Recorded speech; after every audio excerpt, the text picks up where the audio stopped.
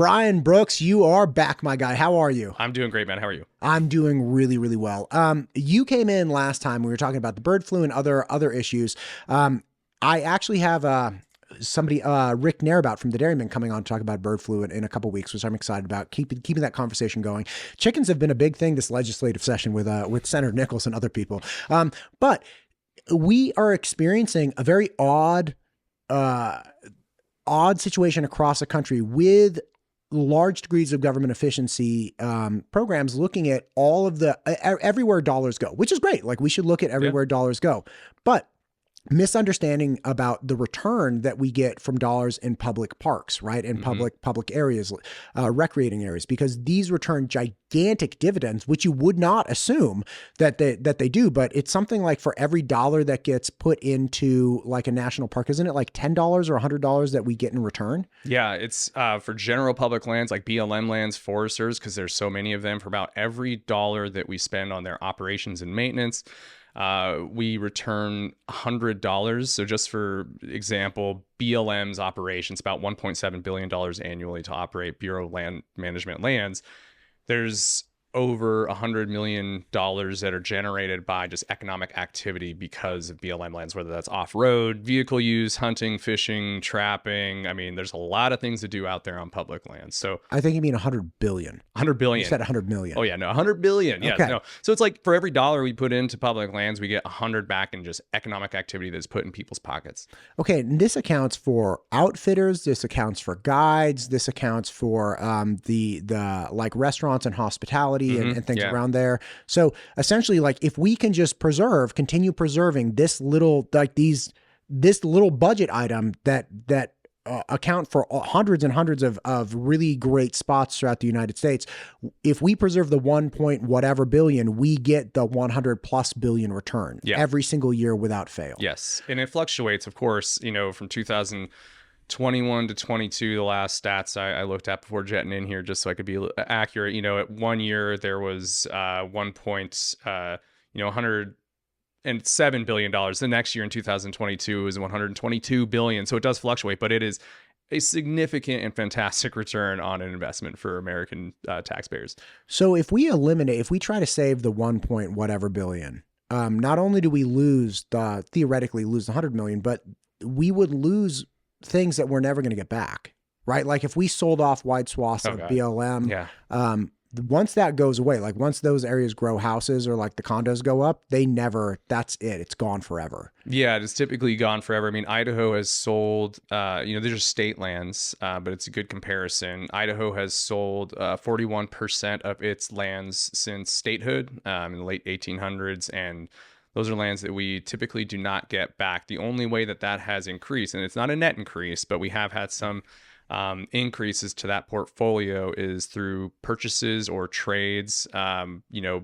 Fish and Game, for instance, a state agency has purchased or been given properties for WMAs, for people to go hunt on for public access and stuff like that. So there are some instances where we get some back, but those are typically not places that have already been sold from public to private. Those places typically do not go from private back to public ever.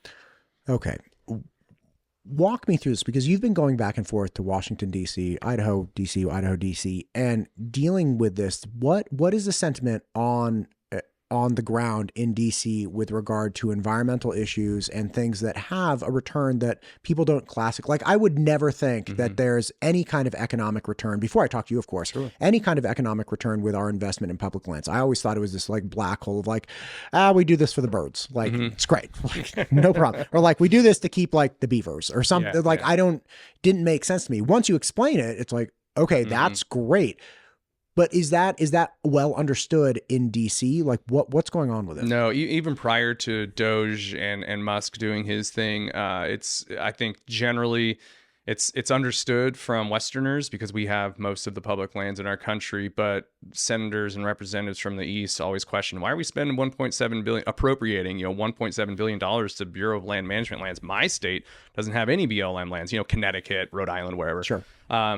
Public lands to them, it might be an esoteric term, but they don't really refer to them as public lands. They have parks, they have little county areas where you might be able to go hunt. Consider just these places in the East were developed and the concept of these public land system just didn't exist. And so over there, they see the value of what we would say public lands, but to them, you know, if you have a little apartment, where are you going to go hike? Where are you going to go fish? Where are you going to go hunt?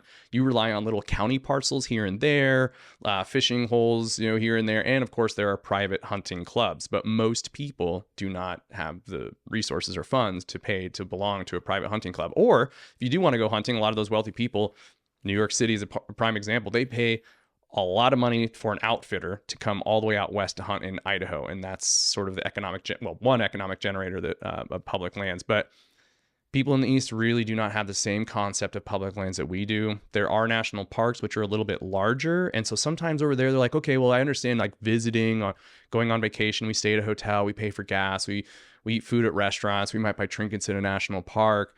It's sort of like Disneyland over there. Like if you go to a public park, it's an attraction or a theme park, but it's like nature based.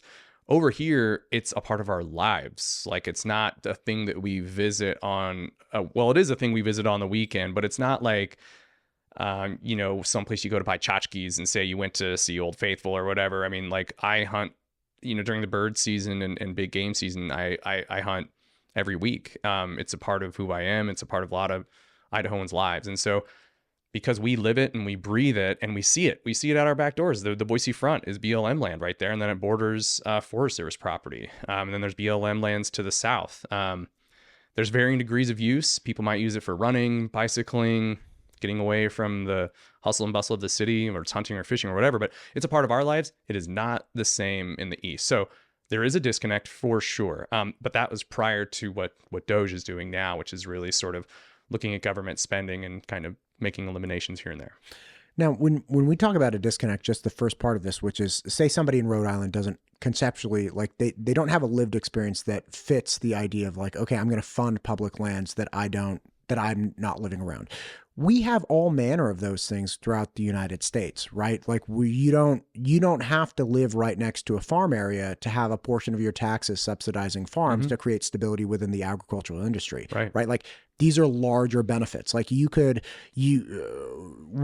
don't have a dump truck of universities within Idaho, but we spend a lot of money in the Department of Education, and we have federal funds that go to federal grants to universities that, you know, grants go to develop things like, you know, I don't know, like GPS, like whatever they might be, whatever the progression of science, and we collectively benefit. We also benefit from, say, like I went to Cal or UC Berkeley. If one of my kids wants to go there, I would pay out of state tuition. I wouldn't pay out of country tuition. So there's a benefit, and I also wouldn't get the benefit of in-state tuition, but there is a benefit to all of us collectively paying to have these different areas, because we don't all need to have a farm in our backyard. We don't all need to have mountain ranges in driving distance. We don't all need to have world-class universities. We collectively as a nation fund these things and get access to them publicly. And we get the benefit of that, even though we may not see it in our specific geographic range. Yeah, I think that is another issue that's, I mean, obviously much broader, but it does have an impact on the perception of the value of public resources, whether it's lands or wildlife or even water, is that people, you know, while I'm not benefiting from this directly, there's sort of an ignorance, but there's a lot. It's just these programs generally elevate the living standards and quality of life we have here in America, whether you know you benefit from it or not. And I think the problem that we're seeing is that a lot of people are just so disconnected from that system. And so when it's presented as dollars and cents, they're like, oh yeah, like let's eliminate. And sometimes there's a partisan lens like put over that. But, you know, if you eliminate funding to U of I for, you know, that might impact their ag program, now we're not getting a really good source of like modified grain that can be drought resistant. You know what I mean? That like puts food in our bellies. And so I think that a lot of people are just generally unaware of the benefit they're receiving from some of these programs, and some are more low-hanging fruit than others, especially in today's political world. Yeah, there's an issue. I was speaking with Dr. Birch just the other day. We're talking about measles, and measles is obviously something that is really hot to talk about right now because we have a big measles outbreak in Texas that people can see, but we also have kind of like societal amnesia because I'm willing to bet you have never seen measles. Like I've never seen measles. I've never personally, right? I've never personally experienced it. I've never had like a classmate that died. I don't have like so we collectively no longer understand that the value proposition is not self-evident of like, okay, I should get this vaccination because it's going to ward off this thing that I know about. It's we should get these vaccinations to keep what we already have, which is good health. And there's an absence there of like, okay, but wait, I don't understand what it could be because I've always been in good health and I've never experienced anybody not in good health from this. Yes. Right. So it's this, in talking to them and a lot of medical professionals, it's my position that there's a problem with, we have come to a point in our society with law, with education, with say medicine, where we don't remember what it was like before these established institutions. Like nobody knows what the United States was like before public education, where you had wide swaths of the population without access to, literacy help, things of that nature. Or like one of my kids had a speech impediment and he got, speech therapy, and he's like graduating out of the speech therapy, and that's wonderful. Yeah. Like we have access to all of these things and we don't remember what it was like beforehand, right? Yeah. Just a similar kind of thing. Like we live in the West, but it's not the Wild West with like a sheriff and people dying in the streets.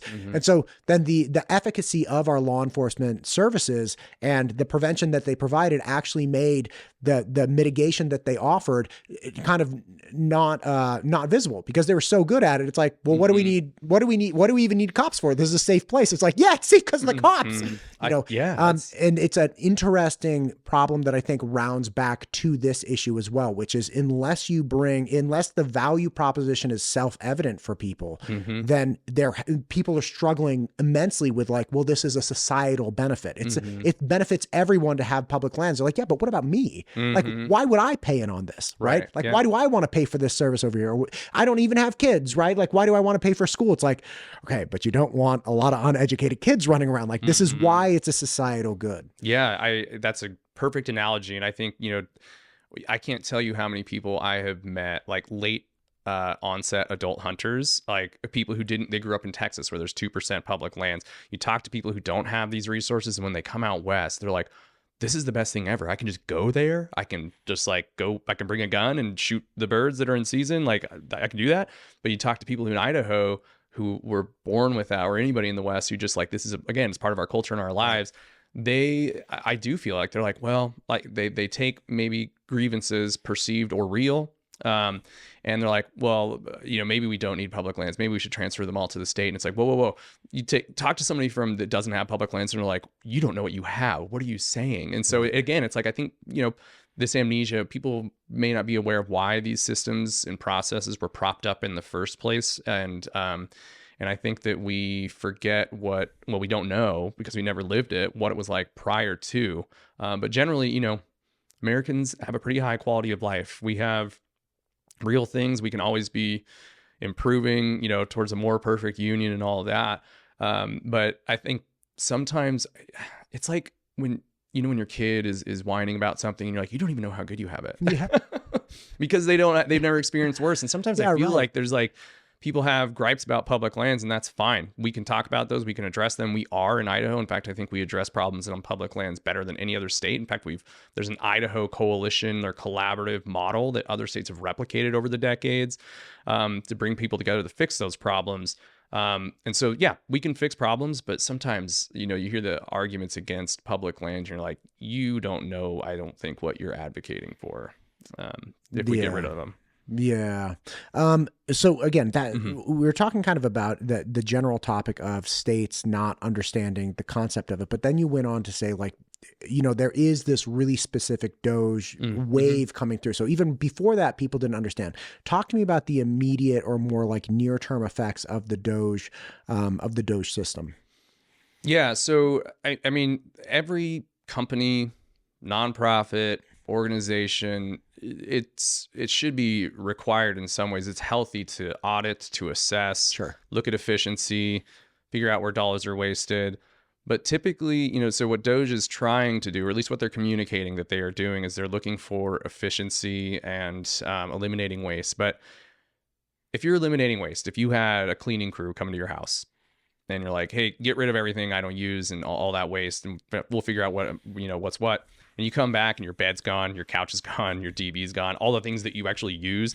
They're not eliminating waste. They're eliminating like fundamental aspects of my existence. And so maybe there are some efficiencies that they're finding, but I'm here to say that the things that they're doing that are impacting our public resources, things that are held in public trust, the public doctrine, this is water, wildlife, our lands, I don't think it's not efficient at all. I mean, we are seeing they went through and they're cutting a lot of staff and programs. Again, these are things that have been propped up over years, and they are having a real impact, and they're going to have a real impact on people who enjoy public lands for whatever those reasons are. And there's more than just human-centric things that public lands provide. There are what we call ecosystem services. This is like, you can quantify some of them, how much oxygen trees produce, how much filtration for water that healthy soil produces, because we know how much it costs to run a water treatment plant and remove all those things, right? So it's more than just like, you're going to impact my ability to go hike on a trail. And I think sometimes people look at the usage of public lands as like a granola thing. I'm here to tell you, I've been in many elk camps and deer camps and turkey camps where the last thing that you're going to call somebody is their granola like freak or whatever. So there's all manner of people who use public lands, and we still have, the last Colorado college poll, I think it's the Western Conservation poll, I forget the name exactly, over 60% of Idahoans still support keeping public lands in federally managed public hands. That doesn't necessarily mean they all agree that we're doing a great job. Right. Okay. We can dislike the management process, but you don't get rid of the house. You just get a different house manager, or deal with the management differently, train them differently, have better discourse, whatever it might be. It's like, hey, but don't destroy the entire system because you don't like this output right now. We can change the output without destroying the system. Yeah. Yeah. And I think, another good analogy, at least for the visual learners out there, is like, if you have a pie chart and you have all the different spending within a public lands agency, let's just say the U.S. Forest Service, and there's waste scattered throughout. If you simply reduce the entire budget by 30%, you're just shrinking the pie. You're not getting rid of the piece that's the inefficiencies. Right. Like you're not getting rid of the proportion that's waste. You're just reducing all of it. And like, that's not a good system for reducing any waste. You're just punishing people. And the other thing too, that's important to consider is that, a lot of people gripe about the management or lack thereof of public lands. Well, back in the 50s, 60s, 70s, public lands agencies were funded well from Congress. This is appropriations from Congress. The Frank Church Wilderness had upwards of 20 plus trail crew members maintaining trails, moving logs, getting water out of there. I used to be a trail worker myself, and I can talk about how bad the pay is. Now they have like a handful, 3 all year. I mean, it's like, yeah, of course, like, we're not happy with the management, but who's really to blame? Is it the Forest Service? And of course, since then we've had more fires that we have to contend with, and Representative Simpson has been pretty integral in trying to figure out a fix to fund wildfire fighting. Management is, of course, a piece of that as well. And there's some litigation and other aspects that we can get at to fix the management of our forests. But like, to say like, oh, they should all be thrown in the trash and like sold off to the highest bidder is just an absurd sort of logical leap to make from like, yeah, I'm not happy with how they're managed. Let's just like throw away this massive asset. And again, so the budget for these land management agencies has gone down, and people are starting to get more and more frustrated with how they are managed. Right. Well, let's look at the budget. But to say that there's lots of waste, I mean, I feel like the reduction in budgets has really, and there is still waste. There's waste in all aspects. And again, I think it's a regular process to look at where we need to button things up. It's not arguing that. But the return on these public lands, again, for every $1 we invest, we get 100 back. Is if I would take that investment. If there was an investment firm that would take my 401, 403B or whatever I have and be like, yeah, you're going to be a millionaire if you give us $1,000, I would take that deal. And so when we talk about what's efficient and what's not, I think the problem is with DOGE, coming back to that, we have people that don't live in the West who don't understand what the programs are that they're cutting. We're seeing on national wildlife refuges, there's, maybe one seasonal staffer and one permanent staffer managing thousands of acres trying to keep invasive species out of the wetlands that are critical for waterfowl habitat, which is critical for duck hunters. We're seeing massive staff cuts to the Fish and Wildlife Service. Again, I'm going to use ducks because the Fish and Wildlife Service and the Stamp Act back in the 30s really funded the ability of Fish and Wildlife to do projects. And the nature of migrating birds like waterfowl, I'm a duck hunter, you have to take care of their habitat in multiple countries because they migrate to Canada. Some of them go down to Mexico. We have to partner with those countries if we want good duck hunting. And for DOGE to come in and say, like, just make cuts, indiscriminate cuts, it will have impact not only on wildlife, which is a public resource, on the lands that those wildlife rely on, but it's going to impact people as well. And the duck hunting industry is massive. I don't want to tell anybody how much it costs for my waders, my gun, my shotgun, my decoy, the boat, the maintenance on an engine. Duck Dynasty for a reason. Those dudes made one piece of supplemental equipment, and they're loaded.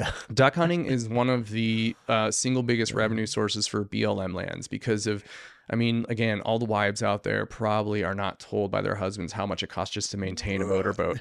I'm serious. You motorboats. And it's just for duck meat, which is like, most people think that duck meat's kind of mid-grade. We talked about this last time. I love duck. If it's cooked right, it's fantastic. But that's just still waiting on that duck meat from you. Those elk sausage. I know you're keeping it tally, and I Wait, let me write this down. I will. Yeah, I follow up on my promises of wild game donations. But you know what I really want to do with you if you'd have me this year is really pick like 3 or 4 different seasons, and I would love to come out and engage in the activity with you, like duck hunting or whatever it might be, and like make content and maybe like do episodes on the fly, but like bring people that have never engaged in that out to it, because I feel like so much of the content that is made about hunting is for hunters by hunters, right? Like, and for people that are idiots like me, it's kind of like, how do I even just like, first you get up at 4. Okay. And that's after you spend $4,000 on like all your waders and stuff. And then like, this is where you go. And then we go out and, I'm actually not a bad shot, believe it or not. Oh, nice. I was going to say, with duck hunting, I can just point you in a direction and then I can stay the hell out of the way. Yeah, it'll be good. Anyway, so again, what you're saying is the bottom line is you have all these economic spinouts. And one thing I was wondering as you're talking about this, if the question is like, hey, we need $1 billion to make this $100 billion, that's 1%, right? Is there a way to integrate that, like maybe do like a 0.25% tax on, outfitting licenses, or, if you're a, not luxury, but, what is it? Hospitality. If you're a hospitality-based industry, within 5 miles of a national park, like you get like a quarter. Like there's a way that this can be self-funded. So it's kind of like, hey, you guys are the ones that financially directly benefit from all this. We're just going to ask you to carry a slightly larger piece of this burden to keep everything in existence. Because like if we just get $1 from all you'll all get the $100 return. Like how about that? We're still like net 99. That's a very big conversation that's been going on for years. There's colloquially referred to as a backpack tax, getting recreationists to pay directly on products, tax on products that will go to the resources that they are utilizing when they take their backpack there. Let's just socialize REI. Right. Socialize REI, take all their profit, that'll pay for everything else. Yeah. Ours REI. Yeah. So, we do have programs like that already in place. So the oldest and most, important one, in my opinion, as a sportsman is licenses and fees. You pay into that to perpetuate the habitat. So when you buy a duck stamp, it's paying for habitat stuff. So you are paying for it. However, there's a lot of people, birders, for instance, is a great example. They're not buying a license to go see birds. That's a little bit absurd, right? But they're buying binoculars, they're buying boots. They are relying on the same habitat that sportsmen are funding. So there has been a conversation about how can we implement a tax or some other funding mechanism to get everybody who enjoys these resources to pay a little bit more.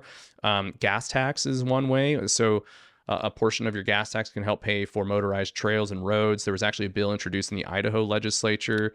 Petsky, yep. Representative Petsky, awesome dude, sportsman. Is he a representative or senator? He's a representative. Okay. All right. Yeah, but he had the non-motorized trail maintenance bill. Yes. Yeah, there are, as the Forest Service, who has a little bit more of the summer trail activity, BLM also does, and there's a lot of motorized rec as well. So motorized rec kind of pay, like they can buy a parks pass. Some of that parks pass money, vehicle money, can go to pay for trail maintenance on federal lands and state lands. And so there are more and more ways being explored, but there's still a lot of people who benefit from these resources who aren't really paying. Other states, for example, like Utah, Florida, there's a few others that have introduced just a sliver of a % on sales tax. There is a conservation tax, like 6% of every tax penny goes towards wildlife issues, public domain resource benefit. Sure. So bottom line is there are taxes in place already. Okay, I always screw this up. And Burke Mantell told me it was I can't do them. What is the hunter the license fee where it like matches the every dollar that comes in for hunting and fishing licenses? Oh, Pittman Robertson. And there's another one. Johnson. There it is. I was like Dinklage. I always think Peter Dinklage. You know, he's the Peter icon Dinklage Act. Yeah, the Peter Dinklage. I was like, is this Game of Thrones? It's Peter Dinklage. Mm-hmm. Did you ever see that hilarious video where it was a figurine of Peter Dinklage and it was the Game of Thrones soundtrack? Peter Dinklage. Oh, Peter yes. Dinklage. We're terminally online. Yes, I've seen it, unfortunately. Yeah. So the Dingle Johnson and the Pittman Robertson Act. Yes. Those produce a boatload of money. And for people that enjoy moose and recreators of that thing, Burke's commentary was like, even if you don't want to ever go shoot a moose, or you don't want to go chucker hunting, or you don't want to do any of these things, buy a hunting and fishing license because these acts will match the amount you paid, and it will go to conservation. It's matched 3-to-1. So if you spend $25 on a 3-day fishing license, I don't know what they cost. I have a lifetime license, but anyways, you spend $25 on a fishing license. You're actually giving $100 to conservation. It's matched 3-to-1. Pittman Robertson was an act that was self-imposed by sportsmen to benefit wildlife. It's a tax, excise tax on guns and ammo and a few other things. And then the Dingle Johnson Act came a little bit later after the success of the Pittman Robertson funding for fishing for the same thing, but for aquatic species. And there has been no other wildlife funding mechanism that has been as successful as those two acts in like world history. Like it's just because it's constant, you can count on it, and it does fluctuate with gun sales and fishing sales and stuff like that. So when there's an economic downturn, you might not see as much. But wildlife projects like habitat and stuff like that, sustaining wetlands, whatever you call it, timber treatments, it requires follow-up. These are year-long treatments and projects. You need that dedicated funding. And that's why Pittman Robertson and Dingle Johnson have been so successful. Right. I had Brandon Hoffner from the Henry's Fork Foundation. Yeah. There it is. And he's my guy. He's a cool dude. He was like great. And just talking through what goes into maintaining that watershed and that recreation area, I was like, oh my God, I just blacked out. Like how I had no idea you had to do all these things. And he was talking about clarity of water. He had a lot of $10 words. It's like he was on point, man.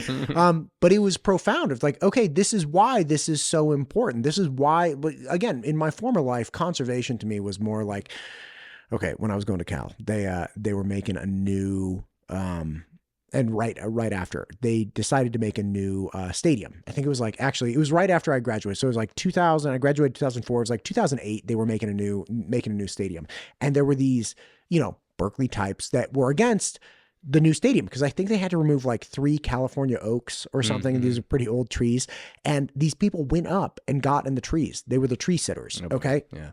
They stayed in the trees for months. Okay, so they couldn't get them out. And so what they did is they actually built a barbed wire fence with like razor wire on top and a one-way exit. Oof. Okay, so they were like, they'll come down eventually. to be clear, there are no bathrooms up in the oak tree. Yeah. Like there are no, like they had buckets that were going up and down and stuff. Like this can't be real. Like these aren't, this is hilarious. A political science professor I know who knew, I can't remember his name, but he was like, all right, this is what we're going to do. We're going to have a contest for who can come up with the best idea to get the tree sitters down. And whoever wins gets to go have lunch with me at the faculty, the center, whatever it was, the department. Very nice building. So no joke. They like, everybody submits their plans to get them down. And the winner was this guy who, his students like, this is what you do. Every hour on the hour, you bring a different endangered species and then execute it at the base of the tree. So like get a snow out, like, it's like, they'll be down real fast.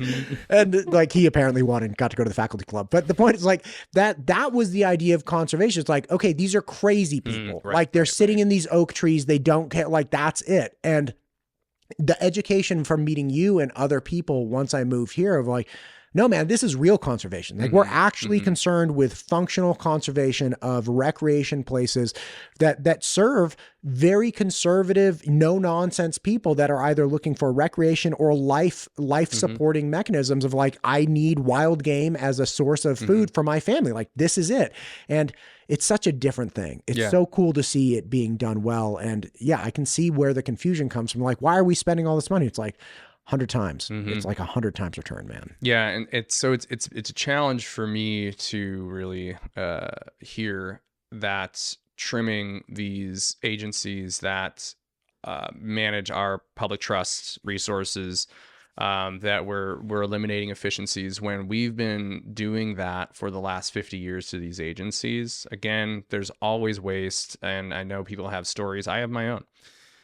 However, other agencies' budgets have been bloating, inflating over the years, and these other ones that, again, the return on investment is wild, have been going down, and so they have been forced to kind of operate, but they've been beyond efficiencies. They're simply cutting programs. I mean, these are people who take the trash out, clean the toilets at trailheads. I mean, this is not fun work. When I did trail work, I made $2,000 a month before taxes.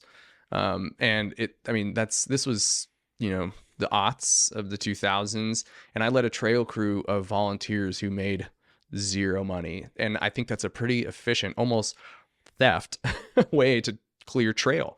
I mean, this is work that it's character building. I mean, I was taking high school age kids that were carrying 40-pound rock bars, pickadzes, all this trail crew equipment. We were sawing down trees. We were turning trees into bridges.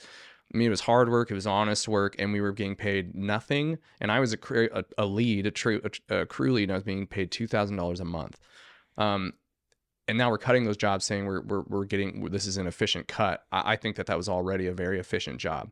And unfortunately, those jobs have already been disappearing, and people are leveraging the lack of maintenance being done as an argument to get rid of public lands wholesale. And I just think the whole thing stinks to high hell. And there's another agenda here, which has been very publicly stated, and by some others more publicly, is to simply liquidate public lands. The argument is they're not being managed well. Let's give them to the state. Well, a lot of people, that's a good, if you want to capitalize on the states' rights argument, and I'm sympathetic to that argument in some instances. But, the legislature formed in 2013 an interim natural resource committee that studied the transfer of public lands, federally managed public lands, to the state. And it took 2 years, and they traveled all around Idaho. That report is available online, and they widely found support for public access that a federal management of lands provide. And they found, I think they partnered with some professors at U of I as well. The bill for managing those lands would bankrupt Idaho in 1 year. And Idaho has to have, as you know, a balanced budget. And the only way to compensate for the management of those, even if they maximize timber production and all those other things, they went through it. Yeah, if you clear cut all of Idaho's trees, which is impossible from a market standpoint, even logging companies, they have to constrict the supply, like oil producers, because if there's a lot of supply, but the demand remains the same, you're driving your own prices down. Not all tree stands have market viability lodge poles, for instance, which are highly susceptible to fire, they co-evolved with fire. Those make fence posts. They're not always good for housing or anything like that. So even if we could log every single tree, we would still lose money, and that would necessitate selling off lands once they are transferred to the state. And that is by and large what the interim report found, is that people do not want any of it gone. And so when people say, let's return to the state, either they don't know that or they do. And I don't know what's worse if you're a leader in our state. So the other option, if you don't want those lands gone, and by and large, people do not, and I'm not saying by and large, I mean like 99% of people do not want to lose their public land access, regardless of who owns it. And so if we do give it to the state, it will be gone. Then the only option left is like, all right, let's figure out how to make things better for people. We have some good programs that are coming out of it. The Good Neighbor Authority is one where the state of Idaho is helping to log and do timber treatments on federally managed public lands. I mean, we are making headway here. And so anyways, I think the argument of like public versus federal versus state, who should hold these, is largely already made up in the public's mind. Like, we don't want to lose the access, but because of how much time has passed, we may not understand why it's more valuable for the Forest Service or BLM to hold those lands than it is the state. However, that report came out in 2015. I'm happy to share it. Hey man, well, you'll have to come back and let's do a deep dive into the report. I had Representative Monica Churchin yesterday. Mm-hmm. We were chatting about a number of things, but one thing I just kind of asked her on the fly, I was like, hey, is there anything that you could foresee? Because I, in my former life was living in my state, and when everything was fine, I had no intention of ever leaving. And I lived in the same 5-mile radius my entire life, like that was where I had lived. That was my whole world view. Right. And it's hard to explain to people like, listen, I had no plan on leaving. Like, so imagine what it would take to get me to leave, like wholesale ditch my family, ditch everything I've ever known, and like go to some other place. And I think that's a really important question that people ask themselves. And I had asked Monica, I was like, look, think about it. What would it take you to up and leave? And her answer, she was like, if we ditched our public lands, I don't know. Like, she was like, I don't think I'd be able to stay here. Yeah. It would be so upsetting. And we talked about it for like 20 minutes, and I could feel it. Like, if this state turned into that, I don't know where I would go, but I don't know that I could like stand by this state. Yeah, and it is my whole life. I know, and a lot of people, like I said, who have moved here, friends I've made, especially from the East, where they don't come from a place with no public lands, they're like, this is amazing. This is just such an amazing place. They're not even aware of the political rhetoric and argument that we're having about whether we should even have these lands or not. But it's really fascinating too. Even the politicians at the state level and the federal level who advocate for transferring the public lands to state hands, or even their outright sale, look at their political ads and see what the background picture is. Oftentimes you're not going to see like a picture, like they will tout, less regulation, things like that. And those are all great. And that's probably a part of it. But the picture is always of some public land opportunity where people want to be and go. There's the sawtooths in the background. There's the white clouds. There's there's a river. There's a lake. It's this beautiful landscape. It's public lands because people are like, I want that. They don't want inner city squalor. They want that. And if that is all sold and locked up on some billionaire's ranch, I guarantee you're going to see those pictures disappear, because they know inherently that that's what people want. They want peace and quiet. They want to enjoy their lives. We have an embarrassing amount of natural beauty and resources in this state. And it's a great sell to come here, get away from all that, come here and look what we have. That comes with management challenges, but it's funny. You'll see some of the most anti-public land, I'll just call them propagandists, when they're asking to be elected, they're showing a photo of federal public lands that they are decrying. And I think it makes me laugh. My gosh, Brian, listen to me. Let's line up another show where you bring the 2015, I believe you said, report on the actual cost. If we took every single tree out, if we found every single ounce of cobalt, if we did all of this stuff, like what would that amount to? And understand, okay, especially in this new age of fire, which everybody is telling me it's only going to get worse and worse. It's like, okay, so whatever the cost was for fire for the average of the last 3 years, the average of the next 5 years is probably going to be more than that. Let's talk about those things, because again, I've had several conversations where people kind of go back and forth. I've never had the opportunity to sit down with somebody and say like, okay, look, this is your bill. Okay. This is your revenue. These will match up maybe for a year. And your revenue is not coming back fast enough. Like, yeah, trees will grow back in 10 or 20 years, but you're not going to be able to keep them up fast enough. So I'd love to have that if you want to do that. Yeah. I'll bring it. I dug through that thing in a separate life, and I'm happy to bring it back up. Old memories. Yeah. It's like your hands are sweating. You're like, oh, geez. You're like shaking going through it. Well, listen, Brian, I appreciate you, sir. Thank you for coming in. Thanks for what you're doing for Idaho. And maybe I'll get some of that duck next time. You will. I'll get it to you. Thanks, man, for having me. I appreciate it. Thank you, sir.